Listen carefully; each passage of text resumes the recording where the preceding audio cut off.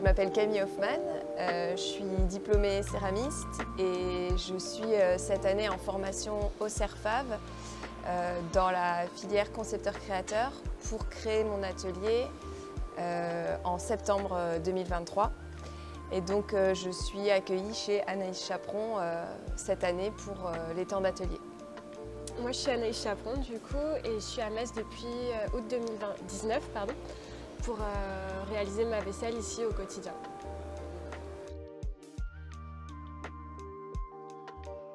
Camille, je l'ai rencontrée lorsqu'elle était encore en formation de céramiste et elle est venue faire un stage ici.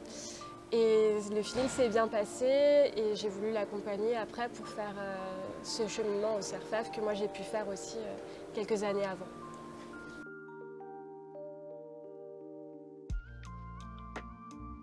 Quand j'arrive, j'ai mes espaces qui me sont dédiés, que Anaïs m'a réservés et avec mon travail en cours. Après, je peux aussi avoir accès à des tours, tout son matériel en fait.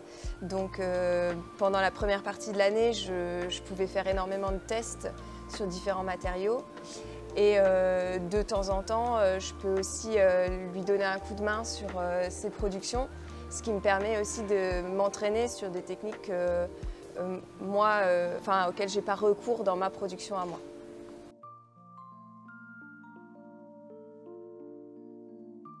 C'est vrai que c'est des métiers assez solitaires et c'est agréable aussi de pouvoir échanger en fait, avec des personnes qui sont du même métier.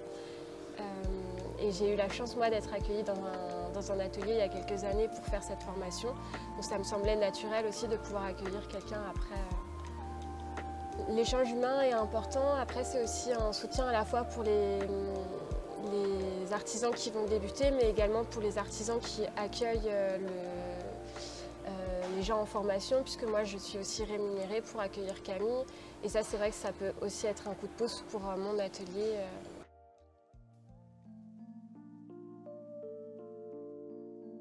Moi, ce qui me semble le plus important, c'est déjà de vraiment avoir l'objectif de créer son atelier, donc de savoir où on met les pieds et le défi que c'est de créer son atelier.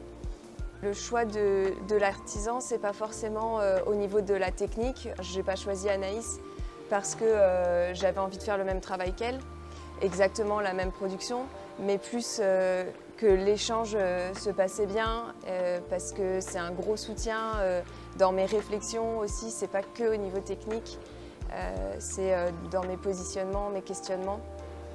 Donc je trouve que c'est peut-être ça le plus important, que l'entente se passe bien.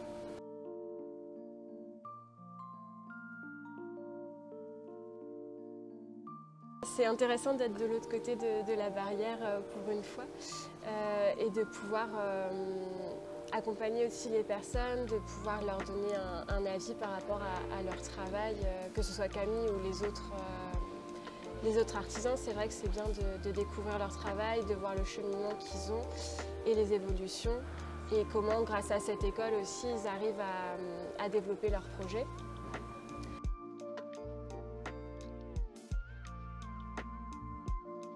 Je trouve que c'est très intéressant d'avoir justement ces deux temps, c'est-à-dire des moments où je me détache et je vais à l'atelier et j'échange avec Anaïs et j'échange avec quelqu'un qui a le même vocabulaire que moi et qui partage la même matière.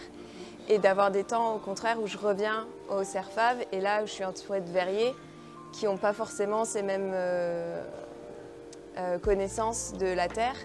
Et ça m'apporte une autre ouverture, une autre dimension des autres échanges. Je trouve que c'est intéressant d'avoir les deux côtés.